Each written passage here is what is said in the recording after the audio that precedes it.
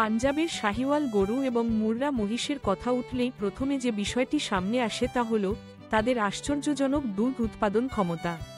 শাহিওয়াল গরু গড়ে প্রতি বছরে 2270 কিলোগ্রাম পর্যন্ত দুধ দেয়, যা ভারতের স্থানীয় গরু জাতগুলোর মধ্যে অন্যতম সর্বোচ্চ। মুর্রা মহিষও দুধ উৎপাদনে অনন্য, তাদের ঘন ও পুষ্টিকর দুধ পশ্চিমবঙ্গের দুগ্ধ শিল্পের জন্য এক নতুন সম্ভাবনার দ্বার খুলে দেয়। এই জাতগুলো শুধু উচ্চ দুধ উৎপাদনই নয়, বরং সঠিক ব্যবস্থাপনায় খামারিদের আয় কমাতে এবং স্থানীয় বাজারে প্রতিযোগিতামূলক উন্নত প্রজনন প্রযুক্তি যেমন কৃত্রিম প্রজনন এবং জেনেটিক নির্বাচন এই জাতগুলো স্থানীয় পরিবেশে অভিযোজন ক্ষমতা বৃদ্ধি করা সম্ভব।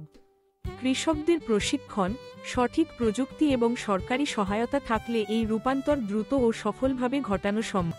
বিজ্ঞানভিত্তিক ব্যবস্থাপনা, আধুনিক প্রযুক্তি এবং সরকারি সহায়তায় পাঞ্জাবি দুধদাতা জাতগুলো বাংলার জমিতেও আসার নতুন আলো দেখাতে পারে। এখন দরকার শুধু সঠিক জ্ঞান, সতর্ক এবং উদ্যোগ, তাহলেই বদলে যেতে পারে বাংলার দুগ্ধ শিল্পের ভবিষ্যৎ।